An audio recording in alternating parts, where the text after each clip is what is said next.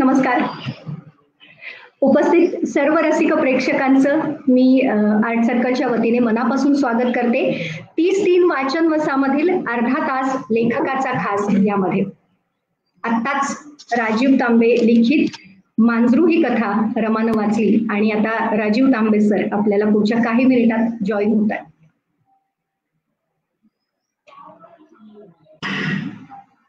राजीव तांबे हे खरं तर सगळ्यांसाठी सुपरिचित असं नाव आहे. गेली 3.5-4 दशकं सातत्यानं फक्त आणि फक्त मुलांसाठी, शिक्षकांसाठी, आईबाबांसाठी, पालकांसाठी त्यांचं काम चाललंय. लेख आहेत, कार्यशाळा आहेत, पुस्तकं आहेत, अशा वेगवेगळ्या माध्यमामधून ते मुलांपर्यंत पोहोचतात. मुलांशी, पालकांशी, शिक्षकांशी संवाद साधण्याची त्यांची हातोटी तर विलक्षण आहे. अनेक स्वयंसेवी संस्था तसंच युनिसेफ सोबत त्यांचं काम लक्षणीय आहे. पुस्तकांच्या सोबतीने पालकांच्या आणि बालकांच्या सुद्धा मनामध्ये त्यांनी जागा निर्माण केली. बालसाहित्यासाठीचा साहित्य अकादमीचा विशेष पुरस्कारही त्यांना लाभलाय. आज रमाने जे पुस्तक वाचलं होतं ते पुस्तक होतं राजहंस प्रकाशनने प्रकाशित केलेलं मांजरू आणि इतर कथा. राजीव तांबे सर आपल्याला जॉईन होत आहेत. सर नमस्कार. आवाज येत नाही. आवाज येत नाही. इकडे आवाज येत नाही. फुल आहे सर, तुमचा आवाज येत नाहीये मला.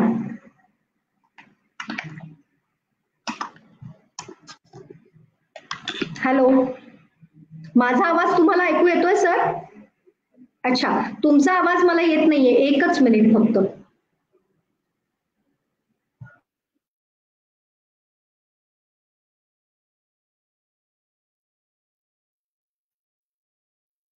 सर एकच मिनिट, काय होतंय बघते.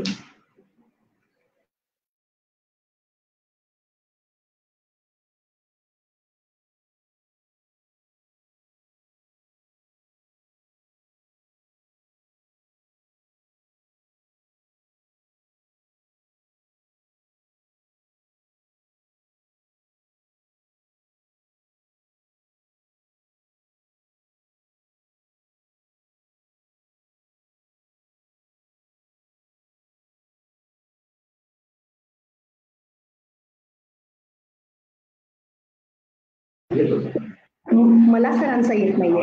हॅलो, मला अजूनही सर तुमचा आवाज येत नाहीये. एकच मिनिट. एकच मिनिट सर, मला माझ्यापर्यंत तुमचा आवाज पोहोचत नाहीये.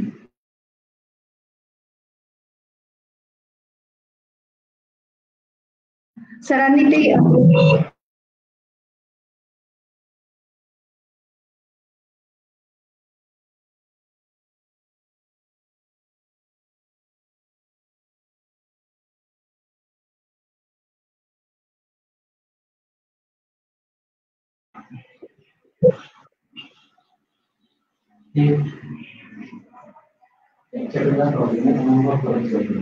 सर परत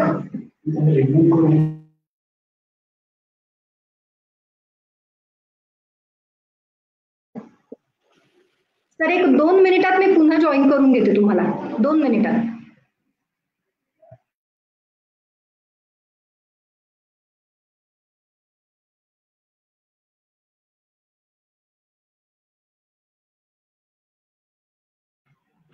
हॅलो,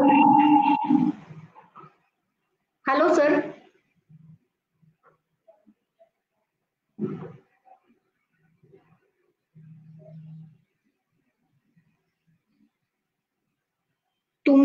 तुमचा आवाज पोहोचत नाहीये. सर पुन्हा एकदा रिक्वेस्ट टाकता येईल तुम्हाला? चालेल, पुन्हा एकदा रिक्वेस्ट टाकू शकता. मी इथून रिमूव्ह करते. पुन्हा एकदा रिक्वेस्ट टाका.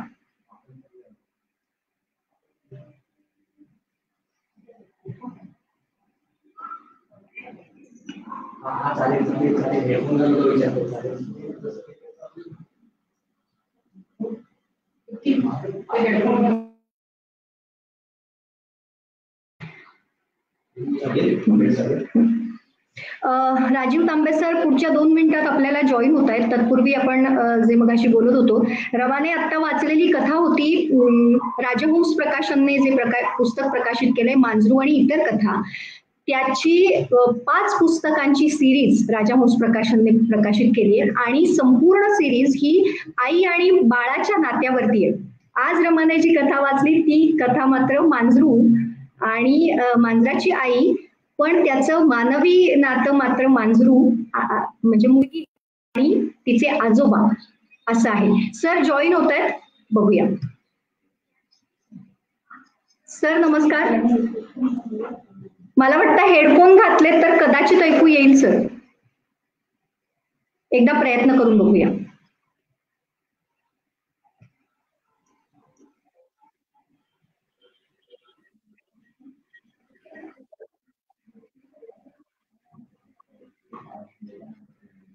बालकांच्या मानसिकतेचा अभ्यास करत त्यांच्यामध्ये होऊन मिसळून त्यांच्यासाठी काम करत राहणं ही खरं तर खूप वेगळी गोष्ट आहे. मोठ्यांसाठी काम करणं कदाचित तुलनेनं सोपं असू शकतं, पण लहान मुलांसाठी लहान होऊन काम करणं ही सगळ्यात कठीण गोष्ट आहे. म्हणजे जसं म्हणतात की सोपं लिहिणं खूप कठीण गोष्ट आहे, तसं लहान मुलांसाठी लिहिणं, लहान मुलांसाठी काम करणं, लहान मुलांमध्ये राहून काम करणं ही खूप कठीण गोष्ट आहे. गंमत शाळा नावाची एक जबरदस्त संकल्पना राजीव तांबे सर राबवतात, आपल्याला सगळ्यांना परिचित असेल. असंख्य पुस्तकं त्यांची आज अनेक विषयांवरची आपण पाहू शकतो. जशा ह्या कथा आहेत तशा विज्ञान कथा आहेत, या कथा आहेत, मुलांसाठीच्या कथा आहेत, आई बाबांसाठीची मार्गदर्शनपर पुस्तकं आहेत. मला असं वाटतं की घरात मूल असो अगर नसो, आपलं मूल लहान असो अगर मोठा असो, पण प्रत्येकाने बालकांसाठी जी निर्माण केलेली पुस्तकं आहेत, बालकांच्या पालकांसाठी जी निर्माण केलेली पुस्तकं आहेत ती आपण वाचायला हवीत, जेणेकरून आपल्या अवतीभोवती आपल्या भवतालामध्ये जी कोणी बालकं आहेत त्यांच्याशी वागण्याची पद्धत आपली नक्की बदलू शकते. तांबे सर पुन्हा जॉईन झालेत, आपण बघूया त्यांचा आवाज येतोय का. आवाज येत नाहीये सर.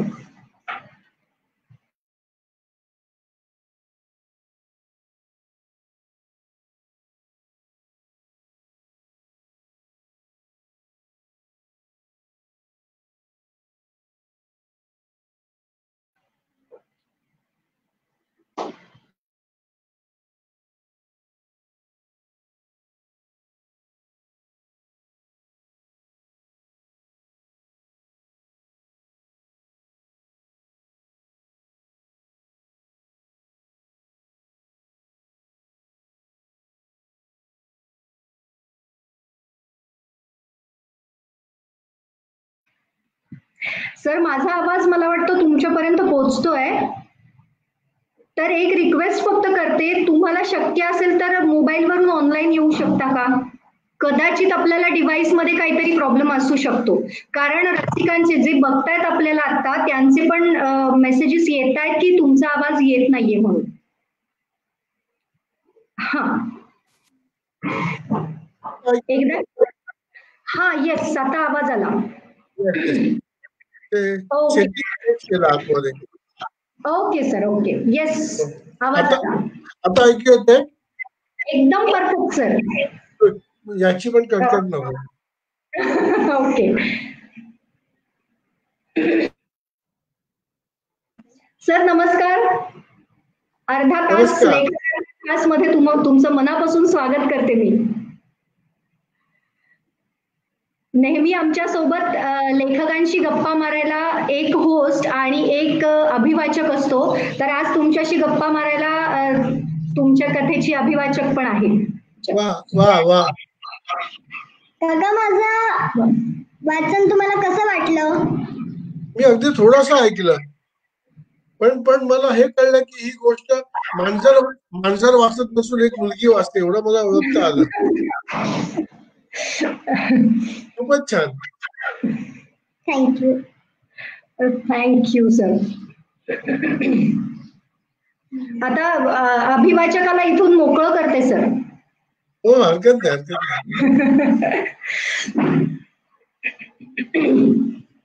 सर आता रमाने जी गोष्ट वाचली ती होती मांजरू आणि इतर कथामधली. तुम्ही जॉईन होईपर्यंत त्या संपूर्ण सिरीज बद्दल मी माहिती देत होते प्रेक्षकांना. तर त्या सिरीज बद्दल त्या सिरीजचं एक स्वतःचं असं वैशिष्ट्य आहे, त्या वैशिष्ट्याबद्दल पण सांगा ना आम्हाला. फार कठीण प्रश्न विचारता बुवा तुम्ही मला. आता मी थोडं सोपं असं करून सांगता येते का बघतो. मी जेव्हा ही सिरीज लिहायला घेतली त्याची 2 कारणं आहेत.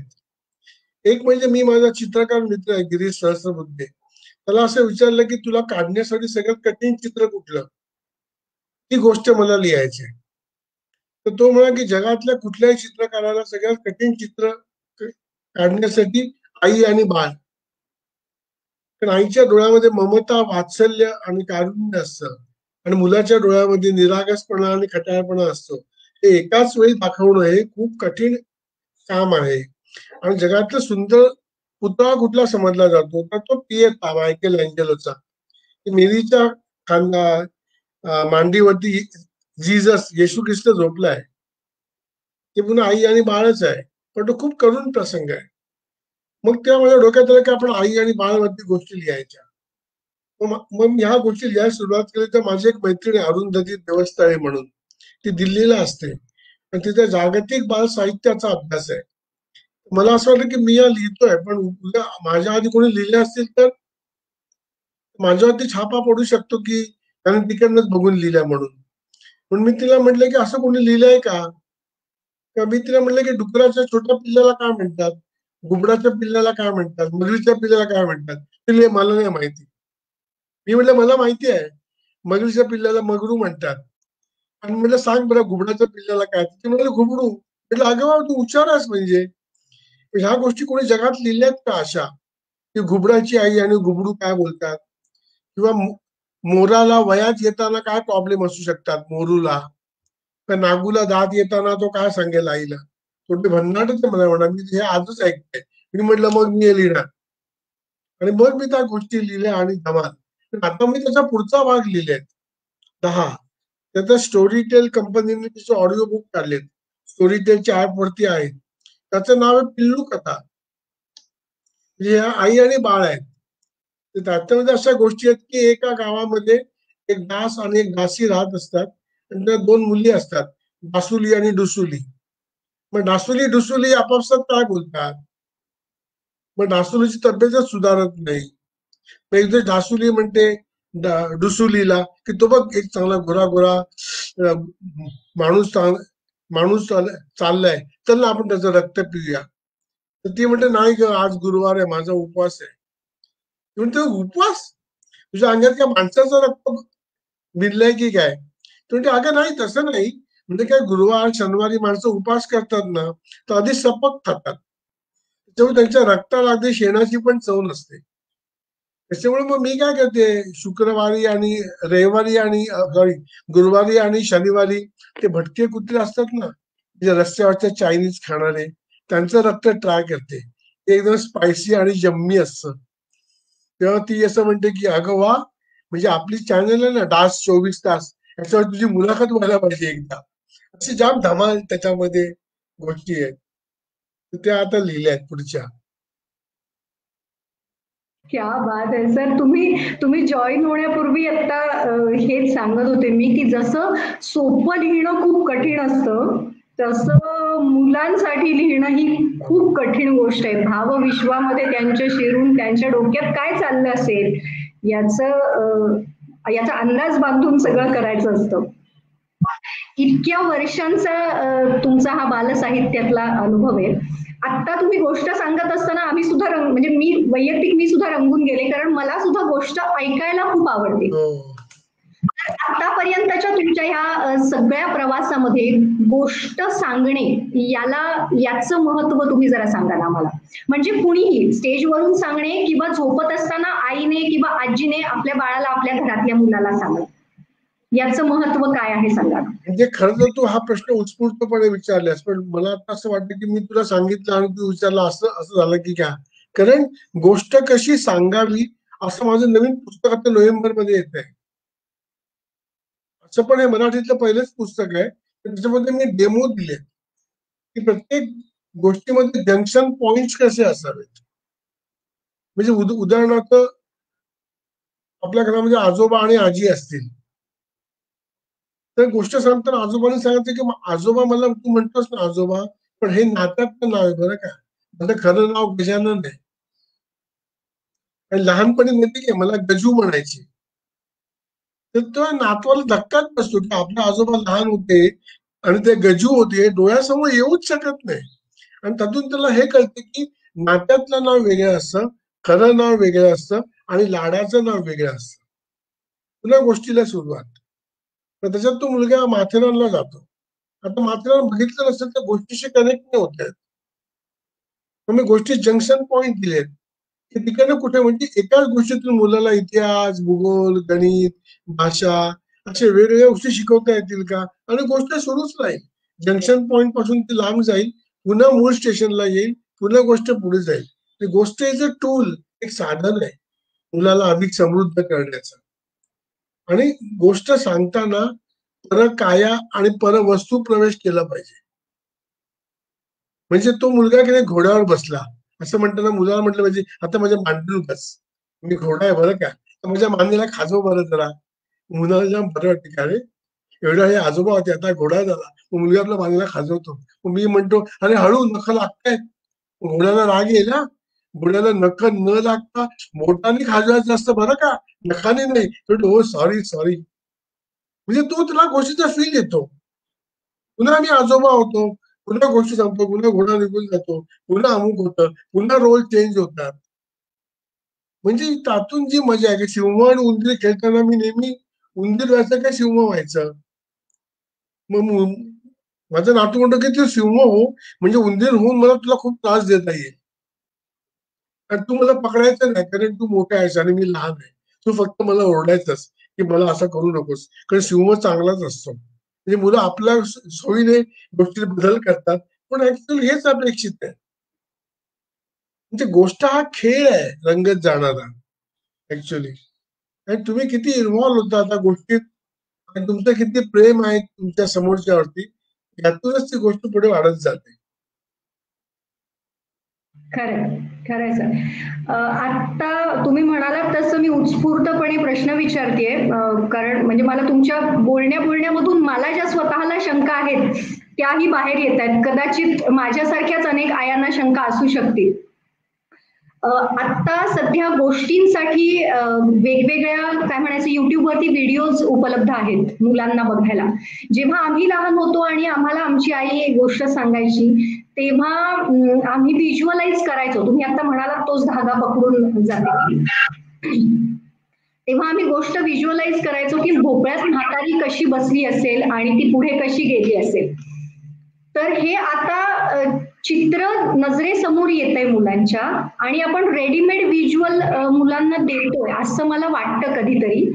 तर ह्या दोन मध्ये मुलांच्या वाढीच्या संबंधात काही फरक आहे का? म्हणजे मी व्हिज्युअलाइज करणं आणि मी रेडीमेड व्हिज्युअल मुलांसमोर ठेवणं गोष्ट सांगत असताना विशेषतः. याच्यात प्रचंड खूपच चांगला प्रश्न आहे, खूपच चांगला. म्हणजे आपण वाचतो कशासाठी, तर याचं सोपं उत्तर आहे बघण्यासाठी. बघण्यासाठी. मी सिंधबादची गोष्ट तूही वाचली आहे, सिंधबादची गोष्ट मी वाचली आहे, पण तू बघितलेला सिंधबाद तुझा वेगळा आहे, मी बघितलेला माझा सिंधबाद वेगळा आहे, जरी गोष्ट एकच होती. कारण आपण सिंधबादचा सिनेमा नाही बघितला, आपण सिंधबादचा कार्टून नाही बघितलं. पण आता हॅरी पॉटरची काय झाली पंचायत, बाजारीकरण झालं. तुझाही हॅरी पॉटर तोच आहे आणि माझाही हॅरी पॉटर तोच आहे, कारण आपण सिनेमा बघितला. त्यामुळे ते स्वातंत्र्यच निघून गेलं व्हिज्युअल बघण्याचं. कुणीतरी भरवलं मला की हॅरी पॉटर कसा आहे. त्यामुळे जेव्हा मी युट्यूबवर ती गोष्ट बघतो ऍक्च्युअली कार्टून स्वरूपात, ती इतकी कार्टून हीन दर्जाची, म्हणजे काय म्हणतात फालतू असतात, 2D मध्ये असतात, 3D पण नाहीच ती, आणि इतके बंडल असतात कुठले तरी फालतू आर्टिस्ट. त्या मुलांची कल्पनाशक्तीच मरून जाते आणि नंतर नंतर तो ऐकण्यापेक्षाही फक्त बघत बसतो की ते काय हलतंय आणि वाट लागते त्या मुलाची. त्यामुळे अशी अत्यंत हीन दर्जाचे तर दाखवूच नये. किंबहुना गोष्ट वाचायला दिली तर मुलगा ती इमॅजिन करतो, त्या गोष्टीमध्ये रमतो, त्यातून आणखीन डेव्हलप करतो. आम्ही आमचा जो नातू होता 5 वर्षाचा आहे, तर आम्ही त्याला कार्टून नाही दाखवत. आम्ही त्याला नॅशनल जिओ दाखवतो किंवा किंवा वाईल्ड, नॅशनल जिओ वाईल्ड हे दाखवतो. त्या प्राणी पक्षामध्ये जो गुंतलेला असतो, कारण ते लाईव्ह आहे, त्याचं अॅनिमेशन नाहीये. ते खरे प्राणी पक्षी आहेत. त्यांची शिकार, त्यांचं राहणं, त्यांच्या आपापसातले संबंध, मग तो चित्र काढतो ते बराबर काढतो आणि आम्हाला सांगतो हा वाईल्ड बिस्ट आहे, याची नखं अशी असतात आणि गरुडाच्या पंखाला 5च पिसं ह्या बाजूला असतात, ते लांब उडण्यासाठी. कालच मी बघितलंय. हे वाढत जातं. ऍक्च्युअली ते व्हायला पाहिजे. हे युट्यूबचं दाखवू नये, गोष्ट सांगावी. सांगून सुद्धा मुलाची ती शक्ती वाढते बघण्याची, पण दाखवली तर संपलंच सगळं. मग खूप मोठा धोका आहे त्याच्यामध्ये. सर, युनिसेफ साठी तुम्ही काम करत होतात किंवा वेगवेगळ्या आणखीन सामाजिक संस्थांसाठी काम करत होतात आणि त्यासाठी अशा ठिकाणी जाऊन जिथे रस्ते पण नाहीये, इथपर्यंत तुम्ही जाऊन तुमचं काम चालू होतं. तर त्या कामाचं स्वरूप आणि त्यामधलं पुस्तकांचं महत्व मुलांसाठी असलेलं किंवा तुम्ही ते तिथे जाऊन निर्माण केलं त्याच्या संदर्भात आम्हाला ऐकायचंय. पुस्तकाचं आता मी त्यावेळी खूप वेळ घेऊ शकलो नाही, तर माझ्याकडे काम असं होतं की ग्रामीण भागातल्या शाळांचा शैक्षणिक गुणवत्ता वाढवणं. पहिल्यांदा 2 जिल्हे माझ्याकडे होते मागास, चंद्रपूर आणि यवतमाळ. तिथे सगळ्या मिळून एकूण 1500 शाळा होत्या. तर 1500 शाळांची गुणवत्ता वाढवून त्याची ट्रेनिंग घेणं. तर तेव्हा मग मी काय केलं होतं की गणित, भाषा आणि विज्ञानाचे जवळजवळ 100 खेळ तयार केले, जे 0 खर्चाचे आहेत. म्हणजे सीखना है तो दिमाग खर्चा करो, पैसा मत खर्चा करो. आणि त्या खेळांचं मी ट्रेनिंग घ्यायचो. म्हणजे पूर्णांक शिकवायला खेळ, एकक दशक शिकवायला खेळ, जोडाक्षर शिकवायला खेळच तयार केले. म्हणजे मुलांना असं वाटतं की आपण खेळ खेळतोय, पण ते खेळत नसतात, तर शिकत असतात. एक छोटा सॅम्पल खेळ फक्त दाखवतो की मी जर 1 टिचकी वाजवली तर 1 आणि 1 टाळी वाजवली तर 10, 10 बोटे एकत्र आले तर मग ही संख्या किती, तर 22. 2 टाळ्या आणि 2 टिचक्या वाजवल्या. आता मला खेळ वाढवायचा आहे. गणितामध्ये 2 प्रकार असतात, गणिताची भाषा आणि गणिताची कृती. काही वेळा भाषा समजते, कृती कळत नाही. काही वेळा कृती माहिती असते, भाषा समजत नाही.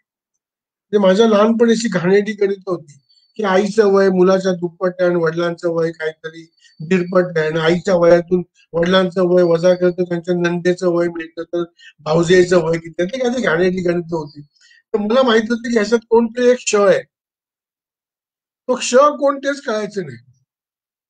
जे मला आठवतं ह्या गणिताचं उत्तर मी असं लिहिलं होतं की हा त्यांचा फॅमिली प्रॉब्लेम आहे, तो त्यांनी सोडवावा.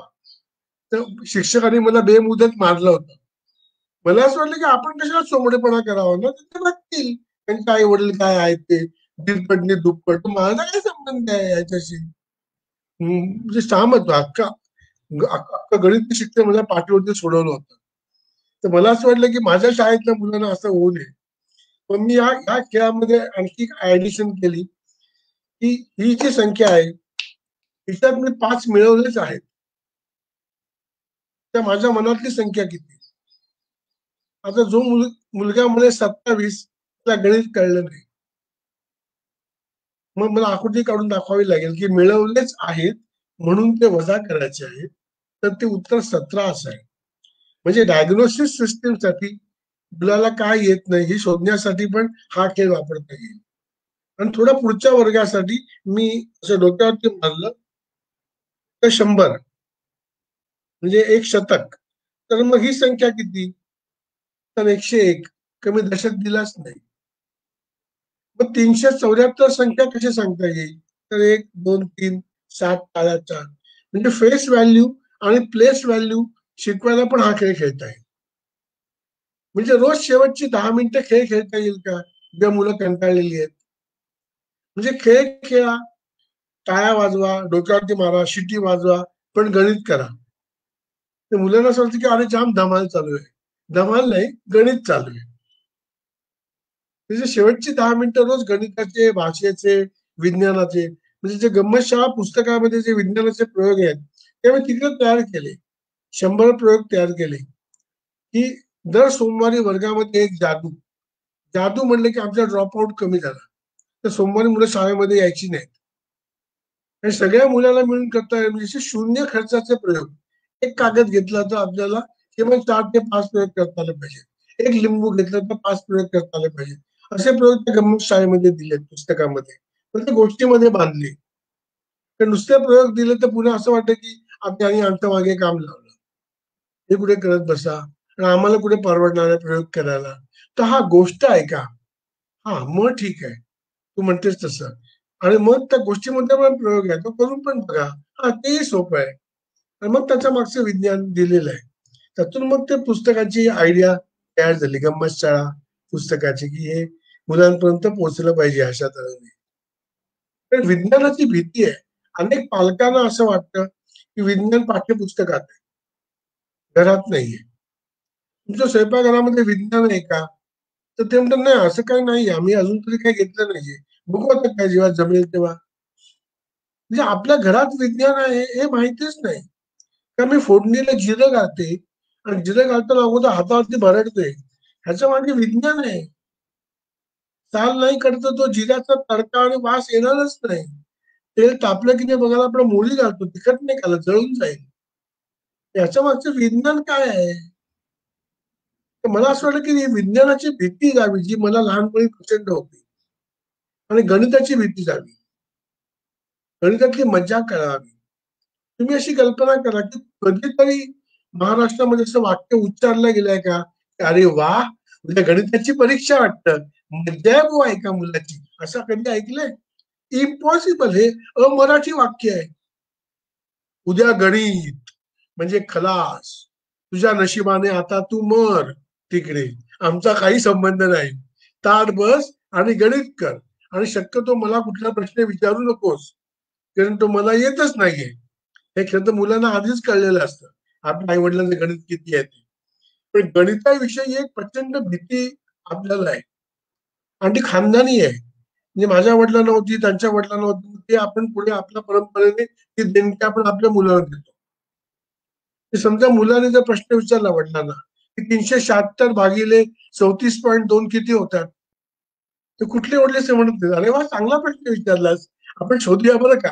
ते काय म्हणतात, फालतू प्रश्न विचार नकोस, कशाला घातलाय क्लासला, अभ्यास कर, मला काय वेळ आहे का त्या प्रश्नांच्या. मुलाला एवढंच कळतं की वडिलांच्या नादाला लागू नये, त्यांना हे गणित येत नाही, ते आपल्यापेक्षाही टिंब आहेत, तो पुन्हा काय फंटात पडत नाही. आणि वडील पण गणिताचं पुस्तक उघडलं असेल तर मुलापासून 2 हात लांब राहतात. मग आपल्या इज्जतचा फालुदा नको, तुला काय करतं ते करू दे, नंतर मग रिझल्ट लागला की विचारू इतके कमी मार्क का मिळाले वगैरे. त्यामुळे असे पाळी येऊ नये, मुलांना मजा वाटावी गणितात. म्हणून मग गणिताचे खेळ तयार केले, गणिताचे प्रयोग, विज्ञानाचे प्रयोग त्यातून तयार केले आणि ते पुस्तकातून मांडले, त्यातून पुस्तकाकडे वळलो. म्हणजे खेळांमधून जितकं जास्त मुलं शिकतील तितका शाळेचा कंटाळा कदाचित त्यांचा कमी होऊन जाईल. आणि तुला कळणारच नाही की आपण शिकतोय म्हणून. म्हणजे कुठेही असं वाक्य नाही, मराठा मुलांनो आता मी काही सांगितलं की नाही असं मी कुठे कधीच लिहिलेलं नाहीये, तात्पर्य पण नाही, तर ते कळतं मुलांना. म्हणजे मला तर असं प्रामाणिकपणे वाटतं की लहानपणी आमच्या वेळी हिसाबनीतीच्या पुस्तकात बोल्ड टाईपात तात्पर्य छापलेलं असायचं, कठीण समय येता कोण कामाचं येतो वगैरे. तर मला असं वाटतं की माझं लहानपण नाचलं असेल तर ते त्याच्यामुळे माझी प्रचंड लहानपणी वाट लागली. कारण 2 माणसं जंगलातून चालली आहेत, मग अस्वल आला, मग एक झाडावर चढला, खाली पडला, अस्वलाने कानात सांगितलं. तर जेव्हा जेव्हा माझे वडील म्हणायचे की हा हा माझा खास मित्र, तर मला नेहमी वाटायचं की हा म्हणजे माझे वडील आणि हा जंगलातून जात असतील तेव्हा अस्वल आले असतील. माझ्या वडिलांच्या तब्येत तब्येत बघतात ते काय झाडावर चढणार नाही, मग ते खाली चक्कर येऊन पडले असतील असंच. आणि कठीण समय असतं मित्र काम आहे, इतर वेळी आला तर काय शत्रू असतो का, इतर वेळी मित्रांना यायचंच नाही. मित्र बोलला आत्ता येऊ का, नको आता कठीण समय नाही, तू तुझ्या घरी थांब, कठीण समय आला की हाक मार. म्हणजे फालतू तात्पर्य. म्हणजे एका गोष्टीला काही एकच तात्पर्य नसतं. म्हणजे आमची विचारशक्तीच बंद करून टाकली. तात्पर्य देऊन. तर मला असं वाटलं की किंवा ह्या चुका आपण तरी नको करूया. आमची वाट लागली ठीक आहे. जसं मला आमच्या शाळेच्या सायन्सच्या पुस्तकामध्ये एक खूप चांगलं वाक्य होतं. एक वाक्य असं होतं की टायफॉइड, कॉलरा, नारू हे संसर्गजन्य रोग असून 21 दिवस माणसं आजारी पडतात. इतकं आशादायक वाक्य आहे. तर दर सोमवारी मला असं वाटायचं की एका तरी शिक्षकाला टायफॉइड, कॉलरा, नारू झाला असेल आणि तो 21 दिवस येणार नाही. आ हा हा. पण मी शाळेत असताना एकही शिक्षक आजारी पडला नाही. एकही. आम्हाला वाटत सगळे जंतू मारून टाकून त्या मुलांना खेळण्याची शक्ती शिल्लक राहायला पाहिजे. मला असं वाटलं की मी शाळेत गेल्यानंतर माझ्या शाळेतल्या मुलांना असं वाटतं कामा नये की तांबे सरना कधी इथे टायफॉइड कॉलरा होतोय आणि ही शाळा बंद होते. तर मुलांना मज्जा वाटली पाहिजे. म्हणजे किस्सा म्हणून सांगतो. तेव्हा त्या एड्सच्या जाहिरात खूप चालतं. एड्स जोरदार जाहिराती, एड्स एड्स एड्स. तर आमच्या शाळेतल्या पहिलीतला मुलगा मला म्हणाला की सर तुम्ही ना कंडोम वापरा, कंडोम. तर मी बाकीच्या शिक्षकांना कापडच भरलं. तर मी म्हटलं की वापरी ना बाळ, पण का रे? म्हणजे तुम्हाला एडस एडस होणार नाही आणि मग आपली शाळा चांगली राहील. म्हटलं वापरी ना, मी लक्षात ठेवी. तर कंडोम म्हणजे काहीतरी एखादा पट्टा बिट्टा असं तसं आपलं वापरलं तर सरांना माहिती नसलं तर त्यांच्या ज्ञानात भर पडलेली बरी. शिक्षकांना घाबरून पळायला लागल्या. म्हणलं घाबरू नका, त्याला काही माहिती नाहीये, पण तो अगदी प्रेमापोटी आपल्याला सांगतोय तर ते आपण ऐकून घेतलं पाहिजे ही गोष्ट. फक्त नशीब ठिकाणी कुठल्या ब्रँडचं वापरा वगैरे असं काही सांगितलं नाही. हा त्याच्या मनाचा मोठेपणा आपण नमूद करायलाच पाहिजे या ठिकाणी. खरंच मुलं जे जे बघून येतात ते ते त्याचा प्रत्येक गोष्टीचं रिलेशन आपल्या रोजच्या जीवनाशी जोडत असतात. तर ही जी तुम्ही आता मगाशी अगदी सुरुवातीला बोलताना म्हणालात की प्रत्येक गोष्टीमध्ये विज्ञान आहे, प्रत्येक गोष्टीमध्ये गणित आहे, भाषा आहे.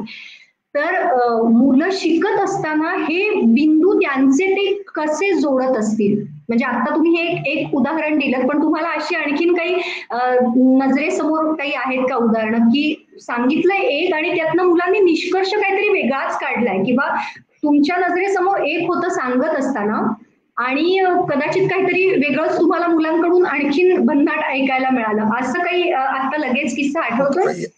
आठवतं म्हणण्यापेक्षा आपण 1,00,000 किस्से म्हणजे आपण सांगतो ना, आज कोजागरी पौर्णिमा साजरी करू शकतो. एक एक एक अगदी तातडीने म्हणजे मी मी बालवाडीचा पूर्ण अभ्यासक्रम लिहिलाय. तिथे आणखीनच वेगळी स्टोरी आहे. तर मग मी बालवाडीमधल्या मुलांना शिकवायला देतो, डेमो द्यायला. फ्लिपकार्टचं पुस्तक होतं की पुढे चित्र मागे मॅटर. एक एक चित्र असं टाकत जायचं आणि गोष्ट सांगायची. तर ती हिसाबची गोष्ट होती की एका झाडावरती एक कावळा बसला होता आणि त्याच्या तोंडामध्ये मांसाचा तुकडा होता.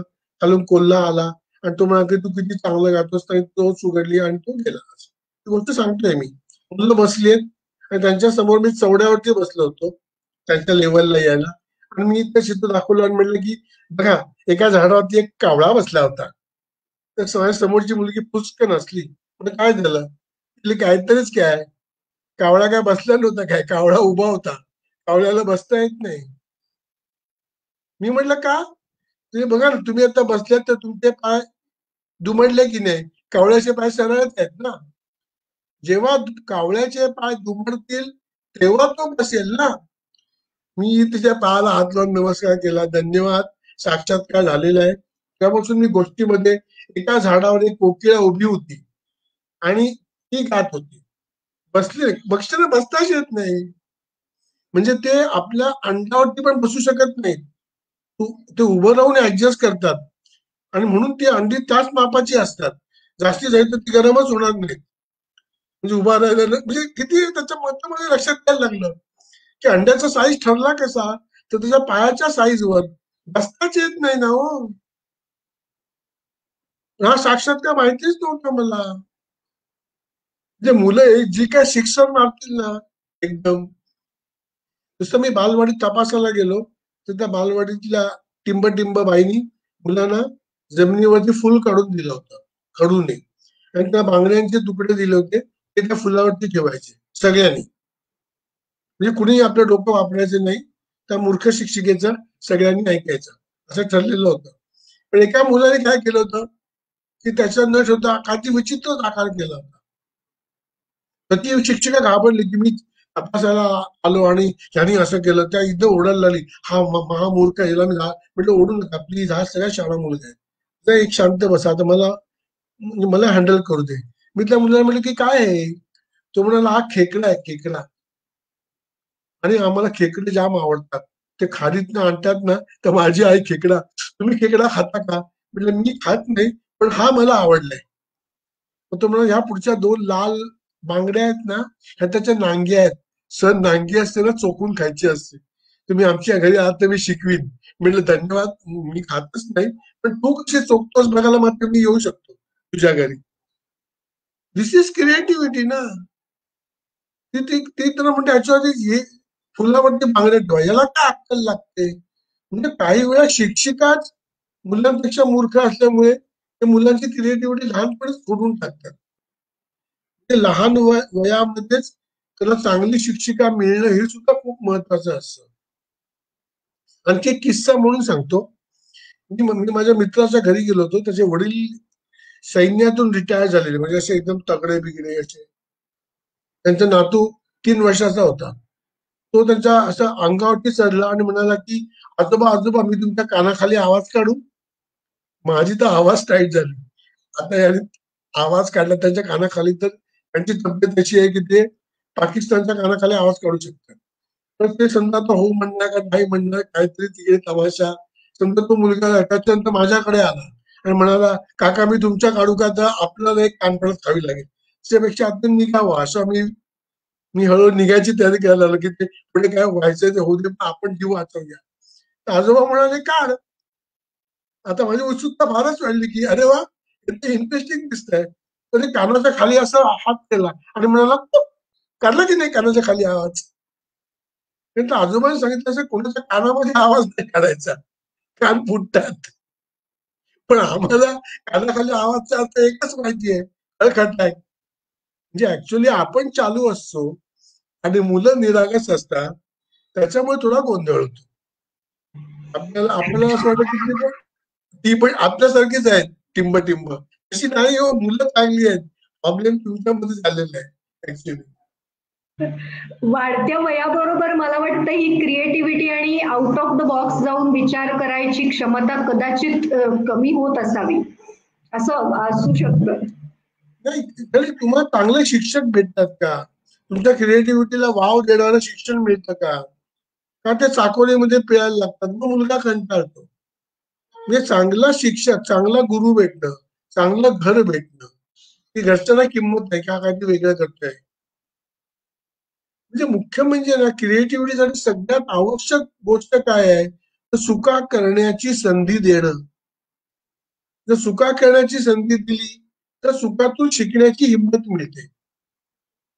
पण आपल्या घरात सगळेच बृहस्पती, सगळेच गणपती, सगळेच ब्रह्मदेव असल्यामुळे सांगतो की ऐक, शहाणपणा कर नकोस, लहान मोठे आहे की नाही. लहान मोठ्याचा काय प्रश्न आहे, मोठी माणसे मूर्ख असू शकतात. असं काय वय वाढलं म्हणजे अक्कल नाही वाढत. काय ते खूप लोकांचे काय ते गैरसमज आहेत की मी मोठा आहे ना. अरे तुम्ही काही नाही केलं ते मोठे होणारच आहेत. हा भाऊ गेले 4 वर्ष मी आहे तेवढंच आहे. हा तर त्यांच्या पाया पडलं पाहिजे की मग हे चमत्कार आहे जगातला, हे अजून तेवढेच आहे. पण ते आपोआप तुम्ही नुसते लोळत राहिलात तरी मोठे होणार आहात. हे घरात मोठी माणसं आली तर नमस्कार करा, आपण अक्कल आहे का. उगाच नमस्कार करा काय, मोठा आहे म्हणजे काय, त्याने काहीच केलेलं नाही मोठं होण्यासाठी. दरवर्षी एक एक नवीन म्हणजे पुढच्या साईजची पॅन्ट किंवा चप्पल घेतली एवढंच. त्याच्यात कुठल्या डोंगराचं मोठेपण आलंय. आणि हल्ली तर पाया पडण्याची नवीन पद्धत आली आहे. म्हणजे पूर्वी पद्धत 2 पायाला 2 हात लावायचे, म्हणजे 2 पिन प्लग असतो ना आपला चार्जरचा तसा. आता 3 पिन प्लग आलाय. म्हणजे ते 2 पाय 2 हात ठेवून डोकं पण टेकतात, 3री पिन आणखी कनेक्शनला. आता काय चाललंय काय वेड्यासारखं. आमच्या घरात पद्धत आहे म्हणे. मग मी तुला विचार, तुम्ही तुमच्या आई वडिलांच्या पाया पडता का. काय होतं म्हणे पोटामुळे वाकवत नाही. अरे मग शिडी ठेवा घरात, आई वडिलांना सांगा शिडीवर चढा पाय ठेवतो म्हणून. म्हणजे फक्त मुलांनी वाकायचं का, त्यांची पोट सुटली म्हणून यांनी वाकायचं नाही, कुठली पद्धती. भयंकर त्रास होतो मला अनेकांच्या घरात त्यांचे जे काय संस्काराची पद्धत बघून. एकाने सांगितलं की खाली डोकं वर पाय केलं ना वाकून, डोक्यात रक्त गेलं की अक्कल येते. मग खरं तर पालकांनी दर 10 मिनिटांनी करायला पाहिजे ना. मुलं नंतर करतील, आधी पालकांना अक्कल येईल तर मुलांना येईल. उगमस्थानामध्येच गडबड, तर पुढे काय होणार?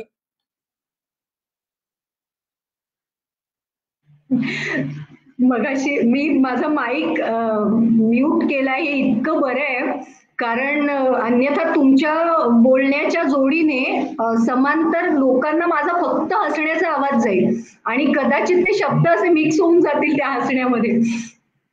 आत्ता तुम्ही ज्या पद्धतीने सांगताय, मगाशी मी तुम्ही जॉईन होण्यापूर्वी सांगितलं की संवाद शैलीची हातोटी अफाट आहे सरांची.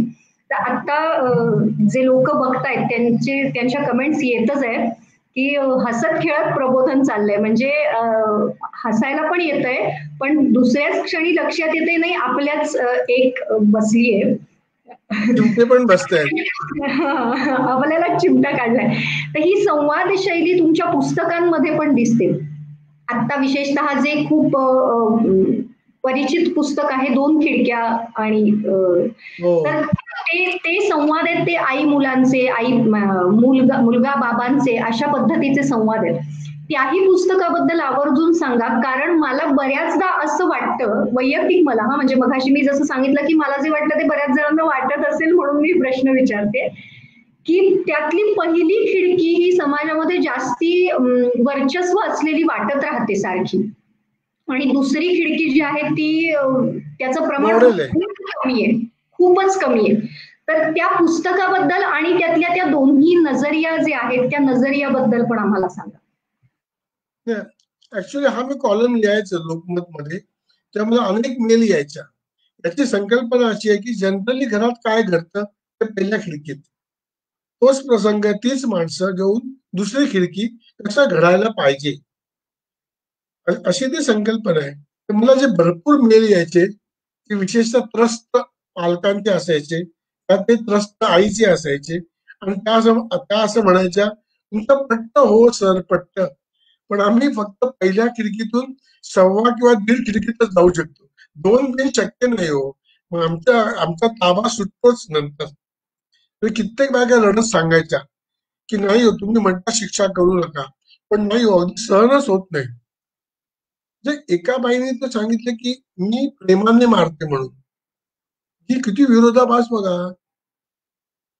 प्रेमाने मारते कसं? मग प्रेमाने आई वडिलांना मारा, नवऱ्याला मारा प्रेमाने, काठी घेऊन मारा प्रेमाने.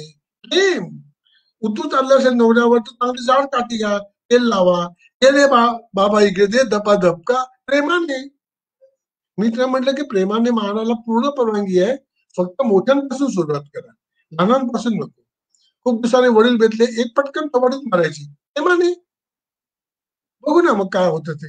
आई वडिलांना घरी बोलवा आणि पाहुण्यांना बोलवा आणि असं प्रेम करा, किती घरी जर तुमच्याकडे येतात बघूया. मग म्हणजे तुम्हाला लाज नाही का वाटत असं बोलायला, प्रेमाने मारते? काही जण म्हणाले की आम्ही कमी मारतो, कमी म्हणजे तराजू घेऊन बसतात का? जे बाळ 20 ग्रॅमचा फटका देते, कमी म्हणजे काय? मारायचंच नाहीये. मारून जर प्रश्न सुटले असते तर कर्मवीर भाऊराव पाटलांनी शाळा न काढता व्यायामशाळाच काढल्या असता ना, धरा आणि धोपटा मुलांना धरून. असं नाही होत. प्रेमाची अत्युच्च पातळी ही क्षमा करणं आहे, शासन करणं नाही. 1 लाख नाही 5 लाख वेळा हात उगारलाच कसा जातो? आपण ज्यांच्यावरती प्रेम करतो त्यांना शिक्षा करू शकत नाही, हे एकदा कळलं पाहिजे. तिथे मला करावीशी वाटत असेल तर माझ्यात प्रॉब्लेम आहे. उजवा हात उगारला जात असेल तर मी डाव्या हाताने तो धरला पाहिजे उजवा हात, पण मारून सुटणार नाही प्रश्न, कदापिच नाही. आपल्याला आपलं मन मोठं करणं हे सुजाण पालकत्व आहे. पुन्हा पुन्हा सुधारायला संधी देणं हे सुजाण पालकत्व आहे, शासन करणं नाही. आणि हे पालकांच्या पुन्हा पुन्हा बिंबवावं लागतं अक्षरशः. म्हणजे मला असं थोडा आणखीन हा मुद्दा जरा ताणून सांगावं असं वाटतं. जे पालक बघत आहेत त्याच्यात कोणी हात ते पेशंट नसतील असं मी गृहीत धरून एक विधान करतो. जे असतील त्यांनी दीर्घ श्वास घ्या किंवा गोळीची बाटली जवळ घेऊन ठेवा. जर मुलाने चूक केली, श्वास सुरू ठेवा, सगळ्यांनी श्वास सुरू ठेवा. जर मुलाने चूक केली तर त्याची चूक त्याला दाखवू न काही अर्ध वाक्य आहे. पाणी प्या सगळ्यांनी, नॉर्मलला या. जर मुलाने चूक केली तर त्याची चूक त्याला दाखवू नका, तर काय बरोबर आहे ते पुन्हा पुन्हा आणि पुन्हा 1,00,000 वेळा सांगा आणि बघा अमेझिंग ऑसम फरक मुलामध्ये पडतो. कारण चूक त्याला कळलेलीच आहे. तुम्ही दाखवून त्याला टोचून त्याला लेबल लावून तू मूर्खच आहे, तुला अक्कलच नाही, मागे पण तेच केलं होतं सांगून काही फरक पडणार नाही. तर चूक न दाखवता तुम्ही जर म्हणा की ओके हरकत नाही, आपण अजून सुधारू शकतो, तुला अजून जमू शकेल, तुला कळलं का तुला काय सुधारणा करायला पाहिजे, तुला कळलं का काय चुकलंय ना, या तुला कळलं का काय सुधारणा करायला पाहिजे, गुड, पुढच्या वेळी ही करूया. आम्ही शाळेत मुलांना सांगायचो रोज नवीन चूक करून चालेल, एक चूक पुन्हा नाही, नवीन चूक करायला परवानगी आहे. कारण there are no mistakes in life, only lessons. आपण चुकत नाही तर आपण शिकत असतो, सिंपल. चूक झाली म्हणजे कळलं की काय करायला नको, गुड, नवीन गोष्ट करू, सो सिंपल. तेव्हा चुकीबद्दल तुला दोषी नका ठरवू, तुला म्हणा की सुधारायची आणखी एक संधी. एडिसनने दिव्याचा शोध लावला, 100 चुका केल्या ना, हो 100 तेव्हा लागला ना, पहिल्याच प्रयत्नात लागला का शोध? असं नाही होत. त्या चुका नव्हत्या, शिकत होत्या काय करायचं नाही, काय करायचं नाही, काय करायचं नाही. शिकण्याची हीच प्रोसेस आहे ना. तुम्ही पहिल्यांदा पोळी केली तेव्हा गोल झाली का हो? आठवा ना. आईने मारलं का थोबाडीत तुमच्या? अक्कल आहे का, मूर्ख कुठली, काय पोळी आहे का, साची जाऊन काय दिवे लावणारे वगैरे सुरू केले का AK-47? ती म्हणाली पुन्हा कर, पुन्हा कर, पुन्हा कर. म्हणजे चुकातून शिकण्याची संधी दिली. आता तुम्ही टीव्ही सिरियल बघत करता, पोळ्या धडाधड होतात गोल, खाली बघावं लागत नाही, तर सराव झाला. बिलकुल हीच शिकण्याची प्रोसेस आहे. पण आता आपण मोठे आणि टिंब झाल्यामुळे, अतिशहाणी झाल्यामुळे आपण मुलांना ती देत नाही, ती द्यायला पाहिजे. तर घरातलं वातावरण बदलेल. चूक न दाखवता काय बरोबर आहे हे सांगायला जर सुरुवात केली तर घरातलं वातावरण नक्की बदलेल. हा आजचा गृहपाठ आहे असं समजा. ऍक्च्युली आपण पाऊण तासापेक्षा जास्त बोलतोय सर, तुम्ही दमलात का? नाही नाही, थकलात? ऍक्च्युली आपला हा कार्यक्रम जो आहे तो अर्धा तास लेखकाचा खास असं नाव आहे त्या सेशनचं, आणि ते नेहमीच अर्ध्या तासाच्या पुढे जातं. आजही आपण 47-48 मिनिटं बोलतोय आणि आतापर्यंत 100 लोक आपल्याला बघतायत, म्हणजे आपल्याला, म्हणजे तुम्हाला ऐकण्यासाठी. आणि इंट्रोडक्शन अजूनही ऐकतायत, अजूनही हो, अजूनही म्हणजे मीच ऐकतायत. थकलो, म्हणजे लोक थकलेली नाहीयेत. नाही, लोक थकलेले नाहीयेत आणि लोकांच्या कमेंट्स अशाच येत आहेत की खूप छान चाललंय सगळं. आत्ताच्या तुमच्या ह्या आत्ता जो मुद्दा तुम्ही मांडला त्या संदर्भातलं तुमचं एक वाक्य मला, मी पुस्तकात वाचलं होतं बऱ्याच खूप वर्ष झाली, म्हणजे माझी मुलगी आता 8 वर्षांची आहे, त्याच्या आधी मी ते वाचलं होतं की मुलं जर आपलं ऐकत नसतील तर ती चूक मुलाची नाहीये, तुमच्या सांगण्यामध्ये चूक आहे. तर हे सगळीकडे मला वाटतं लागू होतं, प्रत्येक माणसाच्याच बाबतीमध्ये लागू होतं. ते लहानच मूल असलं पाहिजे असं नाही, कन्व्हिन्स करण्याची कपॅसिटी वाढवणं हे पण याच्यामधून कदाचित मुलांना आपण शिकवू शकतो. बरोबर आहे का? हो, का माहितीये असं का होतं माहितीये का? कारण आपण सगळे विंडो 95 मध्ये आहोत आणि मुलं विंडो 10 मध्ये. त्यामुळे मुलांचे प्रॉब्लेम आपल्याला कळत नाही, त्यासाठी आपल्याला अपडेट आणि अपग्रेड व्हावं लागतं. म्हणजे मुलाची शिकण्याची गती ओळखणं हे पालक म्हणून माझं काम आहे. कारण माझी शिकण्याची गती वेगळी होती आणि गोंधळ कुठे होतो की पालक आपल्या बालपणाशी, मुलांच्या बालपणाशी तुलना करतात. लक्षात घ्या, आपल्याला भूतकाळ आहे, मुलांना भूतकाळ नाहीये. मुलं वर्तमानात जगतात आणि भविष्याचा वेध घेतात. आपण भूतकाळ उगाळतो. म्हणजे अनेक पालक आपला भूतकाळ मुलांना विकतात, छळतात. मुलांना काय सांगतात माहितीये का, आमच्या लहानपणी पंखा नव्हता, आमच्या लहानपणी घड्याळ नव्हतं, आमच्या लहानपणी रंगीत टीव्ही नव्हता, तुम्हाला एवढं फुकटचं मिळतंय, अभ्यास करायला नको, तुम्हाला इथे एसी लावून दिलाय. आमच्या लहानपणी एकच पंखा 10 माणसामध्ये होता. मी एक एक फुल पॅन्ट 11वी मध्ये घेतली तर 5-5 फुल पॅन्ट मुलं ऐकून थकून जातात. त्यांना हे काहीच कळत नाही. त्यांना एवढंच कळतं की आता वडिलांची शिडी चालू झाली म्हणजे ही आणखी 30 मिनिटं काय थांबणार नाही, आमचं लहानपण आणि आमची गरिबी. तर माझी सर्व पालकांना अशी विनंती आहे की प्रत्येक गावामध्ये एक शंकराचं देऊळ असतं. त्या देवळाच्या इथे कथडे असतात बसण्यासाठी, बाकं असतात. तर महिन्यातल्या एका रविवारी आई आणि वडील दोघांनी शंकराच्या देवळात जावं, एकमेकाकडे तोंड करून बसावं आणि मग वडिलांनी आईला विचारावं, तुमच्या लहानपणी पंखा होता का? आमच्या पण नव्हता. तुमच्या लहानपणी कलर टीव्ही होता का? आमच्या पण नव्हता. तुझ्या लहानपणी होतं का? आमच्या लहानपणी होतं का? म्हणजे असं दोघांनी एकमेकाला विचारून खूप थकून जावं आणि मग घरी यावं. पण आपल्या मुलांना कृपया त्रास देऊ नये. आमच्या शाळेतल्या मुलांनी सांगितलं की आमच्या लहानपणी असं वडिलांनी बोललं, आई किचन मधून अशी खून करते. तर त्या वडिलांची सीडी चालू झाली, मेलास तू आता. तो म्हणाला की मॉलमध्ये जाताना आम्ही वडिलांना घेऊन जात नाही. पिझ्झा खायला गेलं की वडिलांची सुरूच होती, 250 रुपये पिझ्झा. आमच्या लहानपणी तर 10 रुपयाला मिसळ मिळत होती. 10 रुपये घ्या बाहेर जाऊन खाऊया मिसळ, कुठे मिळते ती. मग पिझ्झा आला तर काय आहे का या 250 रुपयात, खाऊन तरी बघतो. खाऊन तरी नका ना. पॅन्ट घ्यायला गेले तर तो मुलगा म्हणाला, बाबा म्हणाले 1200 रुपये पॅन्ट. मुलगा म्हणाला घालू का काढू? एकच सांगा, तुमच्या लहानपणी तर मला नका सांगू कधी होते ते. काय झालं की आमचं लहानपण ते थांबवा, आपला काळ संपला. आता मुलांना असं वाटतं की मूल जन्माला येतानाच मोबाईल घेऊन येतं, हँडसेट, सिम कार्ड इकडे घालतं. प्रत्येक सजीवाकडे आता मोबाईल आहे. एखादा माणूस जर म्हणाला माझ्याकडे मोबाईल नाही, तर अरे बापरे, हा विचित्रच दिसतोय काहीतरी. मोबाईल कुणाकडे नसतो? कुत्री, गाढवं, डुकरं यांच्याकडे मोबाईल नसतो. 2 पायाच्या माणसांकडे असतो. माझ्याकडे मोबाईल नाही, मी मोबाईल वापरत नाही. तर मुलं आपल्याला विचित्र नजरेने बघतील. चक्करम दिसतोय, काहीतरी प्रॉब्लेम, डॉक्टरला दाखवून द्या. त्यामुळे तो काळ बदललाय पूर्ण. म्हणजे कुठलाही पालक बघा, 7वीत 8वीत गेलं मुलं मोबाईल मागतात. अत्यंत आनंदाने मोबाईल नाही घेऊन देत. मोबाईल आत्ता मग सुरू. आमच्या लहानपणी आमच्याकडे फोन नव्हता, वडिलांकडे कसा घ्यावा हे सगळी तुला रेकॉर्ड ऐकावी लागते आणि मग कुठला स्वस्तातला कुठला घेता येईल.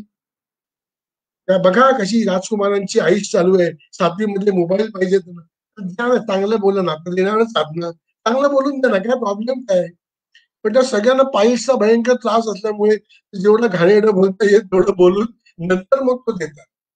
पण मुलांनी मागितला मोबाईल तर पालकांनी म्हटलं पाहिजे, अरे एवढा स्वस्तातला कशाला, चांगला घेऊ, तुझ्या रिक्वायरमेंट्स काय आहेत, किती जीबीचा पाहिजे, असं डिस्कशन व्हायला पाहिजे. तर मुलं वडिलांकडे आदराने बघतील की आपल्या बापाला आपण समजतो एवढे ते टिंब नाहीत, काहीतरी आहे. पण नाही, मोबाईल द्यायचा म्हणजे झालं, यांच्या पोटात दुखायलाच लागतं.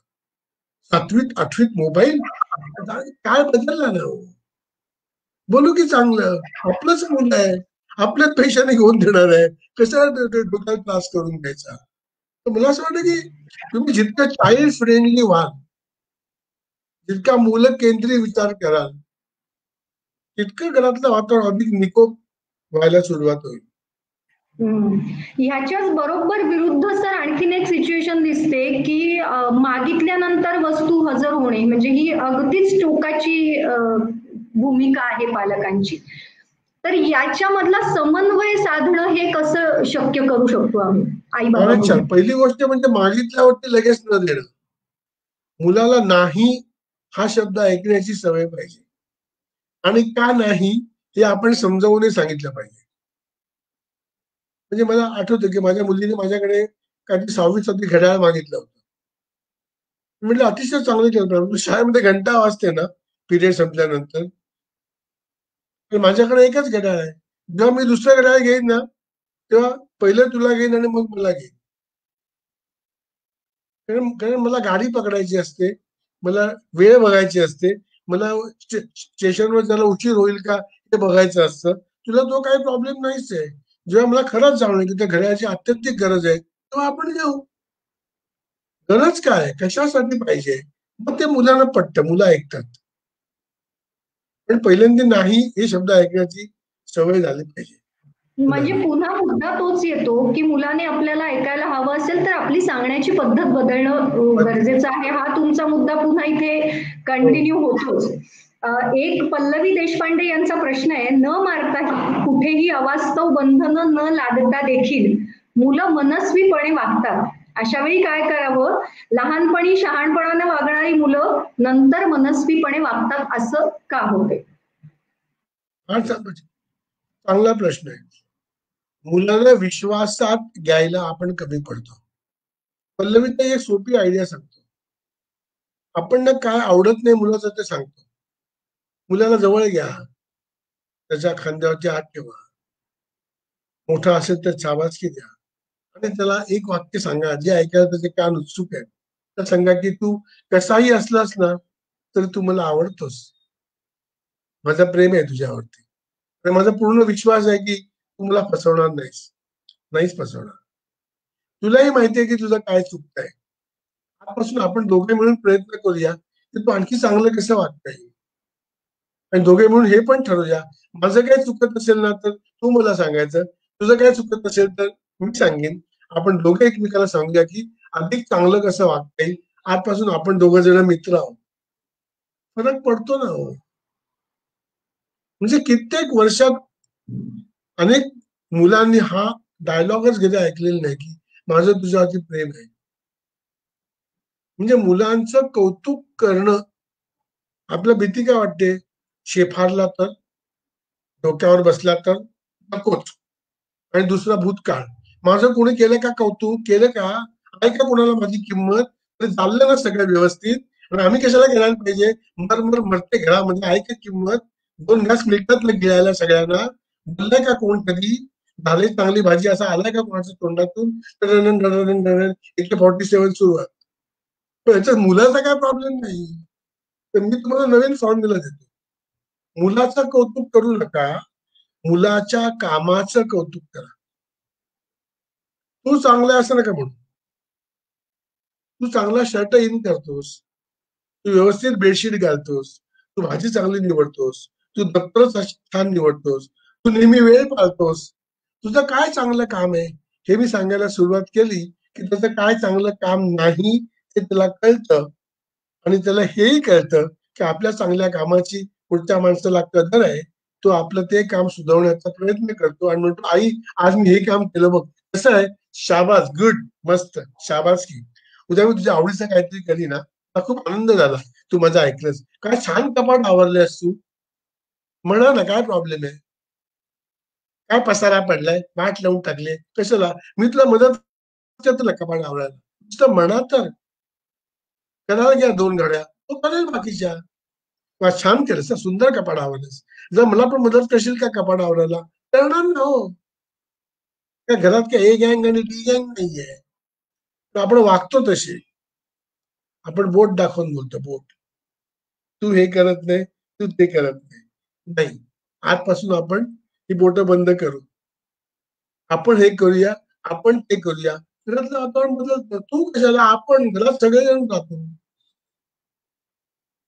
लहानपणी मुलाने फ्रीज वरती काहीतरी स्टिकर लावलं तर आमचा फ्रीज खराब करतोस. आमचा मुलगा कोणाचा आहे, शेजाऱ्यांचा आहे का? आपला फ्रीज, आमचा कुठला? पालक न कळत बोलून जातात. ते मुलाच्या मनामध्ये आधी निर्माण होते की आपल्याला किंमत नाही. सुजाण पालकत्व म्हणजे मुलाचा आत्मसन्मान राखणं. म्हणजे साधे एक सांगतो, अगदी शेवटचं म्हटलं तर, मुलगा बाहेर निघाला, आपण कुठे जाणार, कोण कोण भेटणार, कोणाशी खेळणार, किती वाजता परत येणार, अख्खी कुंडली. तुम्ही बाहेर जाताना विचारलं तर हा विचारायचं नाही, मग कामं होत नाहीत. आणि म्हणून मुलाची कामं होत नाहीत, त्याचा सगळ्या गोष्टी विचारतात. तुम्ही जाताना सांगा की मी अमुक ठिकाणी जाणार आहे ऑफिसला, मला यायला 7 वाजतील, काय प्रॉब्लेम आहे. पण नाही, पालकांना टॉन्सिलचा त्रास असतो, ते अजिबात हे काही बोलत नाहीत. मोठ्या माणसांना विचारायचं नाही, ते कुठेही जाऊ शकतात, फक्त मुलांनी पोलिसांना सगळी हजेरी दिली पाहिजे की ते कुठे जाणार आणि केव्हा काय करणार ते.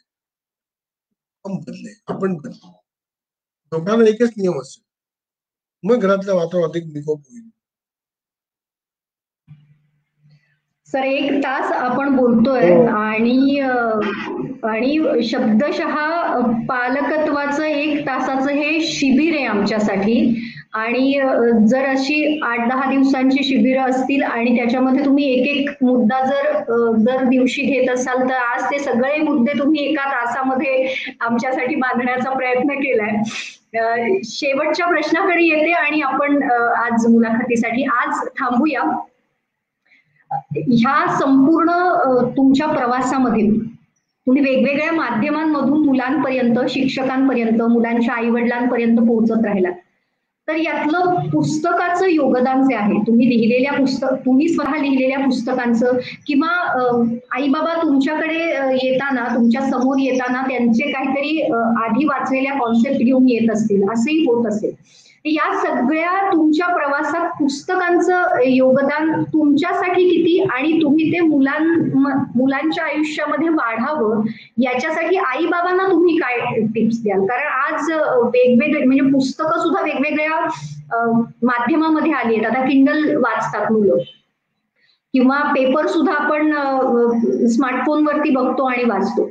प्रत्यक्ष पुस्तक हातात घेऊन वाचण्याचं जे समाधान आहे, जे मेंदूपर्यंत कदाचित पोहोचत असावं ते समाधान, तर ते समाधान आता मुलांना मिळवण्यासाठी इथून पुढच्या जी तुम्ही म्हणालात 4G जनरेशन आहे विंडोज 2000 मधली, ते समाधान त्यांना पुस्तकाचं मिळवण्यासाठी तुम्ही आम्हाला काय सल्ला द्याल आई बाबांना? नाही, एक म्हणजे कसं की थोडा त्रासदायक सल्ला आहे की मुलांनी वाचणारे आईबाप बघितले पाहिजेत.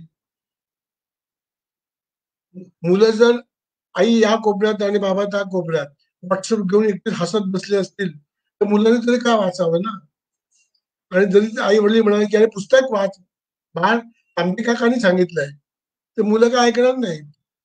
तर आपल्यापासून सुरुवात करावी लागेल, पुस्तकांविषयी बोलावं लागेल. मला एखादं पुस्तक काय आवडतं ते मुलाला सांगावं लागेल, तेव्हा मग घरामध्ये पुस्तक संस्कृती रुजायला सुरुवात होईल. पण मला थोडं आणखी एक वादग्रस्त विधान करायचंय. सगळेच जण वाचतील असं नाही. प्रत्येकाला आपापला सूर वेगवेगळ्या ठिकाणी शोधावा लागतो. म्हणजे माझी एक मुलगी आहे, ती प्रचंड वाचते, प्रचंड, म्हणजे आम्हाला डोक्याला त्रास व्हावा इतके वाचते. म्हणजे ती जेवताना पण वाचते. तर मी ते म्हणलं जेवताना तरी वाचू नकोस, तर ती म्हणाली नाही मी वाचताना जेवते. काय शब्द करत बसले तर म्हणजे डोक्याला त्रास व्हावा इतकं ती पुस्तकं वाचते, सतत पुस्तकं. आणि मोठी मुलगी आहे, तिला चित्र काढायला आवडतात. ती जरा कंटाळा आला तर चित्र काढ, तिला पुस्तक वाचायला नाही आवडत. पण ते स्वातंत्र्य आम्ही तिला दिलंय, कारण ते प्रत्येकाचं स्वातंत्र्य आहे. प्रत्येकाला कशात सूर मिळेल माहिती नाही. कोणाला गाणी ऐकायला आवडतील, कोणाला गाणी म्हणायला आवडेल, चित्र काढायला आवडेल, कोणाला काही अमुक म्हणजे तो तसं तरी सूर शोधणं आपला. त्यात पुस्तक असेल तर फार उत्तम. तो पुस्तकाकडे नेता कसा येईल हे बघावं लागेल, पण तो जाईलच असं नाही. पूर्वी मी स्टार माझावरती लाईव्ह कार्यक्रम करायचो दर शनिवारी. तो एका पालकाने मला भयानक काम सांगितलं होतं. तो मला असं म्हणाला की माझ्या मुलाला वाचनाची गोडी लावा. लावा हा काय एशियन पेंट आहे का? तो लावणार कशी गोडी? आणि समजा उद्या लावली तर ते म्हटली आता काढा, आता नाटकाची लावा, दुसरा डबा आणला पाहिजे. मी काय डबा आणि ब्रश घेऊन बसले नाहीये. एकेका मुलाला पाठवा दे आतमध्ये, वाचनाची गोडी लावतो आणि बाहेर पडतो. त्याची गोडी लावता येत नाही. पुस्तकांविषयी मुलांना अवेअर करावं लागतं, पुस्तकांविषयी बोलावं लागतं. त्यातून जर त्याला सूर मिळाला तर तो पुस्तकाकडे जाईल. आपला प्रयत्न असेल की मुलांनी पुस्तकाकडे जावं, पण गोडी लावा असं नाही करता येणार. की त्याला 6 वाजले का आता गोडी लावूया मुलांना, असं नाही करता येणार ना. गोडी बिडी लावता नाही येणार. ती तुम्ही त्या मुलाला पुस्तकांविषयी काय बोलता आणि त्याच्या आतला आवाज त्याला कशा तरी प्रतिसाद देतो याच्यावर या सगळ्या गोष्टी अवलंबून आहेत.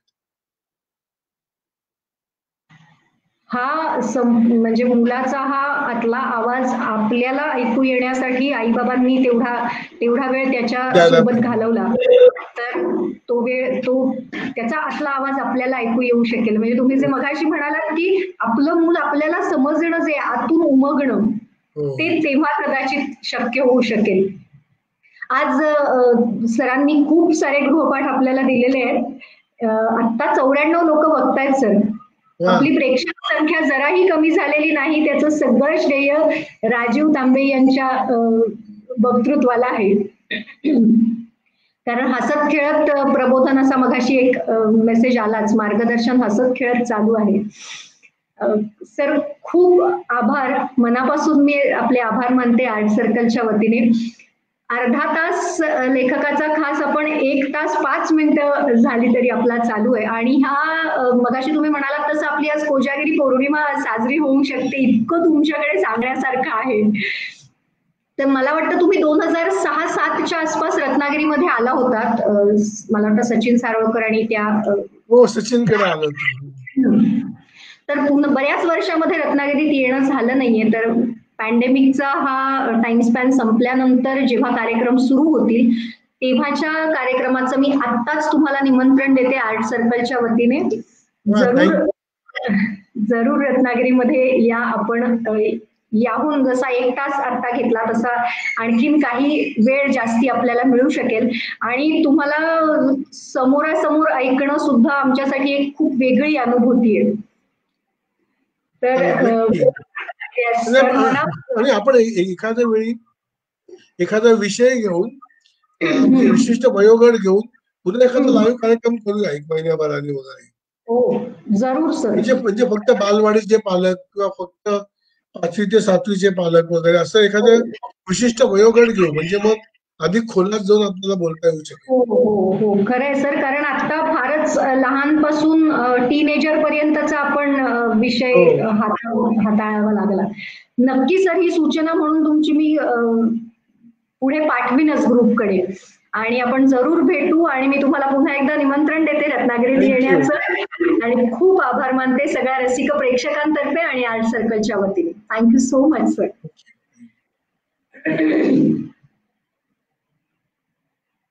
रसिक प्रेक्षकांचे सुद्धा मनापासून आभार. राजीव तांबेंसारखी व्यक्ती आज आपल्या सोबत होती गप्पा मारायला. आणि हा संपूर्ण 1 तास हे पालकत्व आणि मुलांचं शिक्षण आणि आई बाबांची मानसिकता या सगळ्यांनी असं परिपूर्ण सेशन होतं असं मला वाटतं. मला स्वतःला खूप शिकायला मिळालं. हा अत्यंत स्वार्थी मनाने घेतलेला इंटरव्ह्यू होता हे मी तुम्हा सगळ्यांसमोर कबूल करते. आणि आज इथेच थांबूया. यानंतर 7 वाजता 30-3 वाचन वसासाठी आपण पुन्हा भेटणार आहोतच. डॉक्टर मृदुला बेळे लिखित कथा अकलेच्या कायद्याची या पुस्तकातल्या काही अंशासह आजची अभिवाचिका आहे वैदेही पटवर्धन. 7 वाजता पुन्हा एकदा नक्की भेटू. धन्यवाद.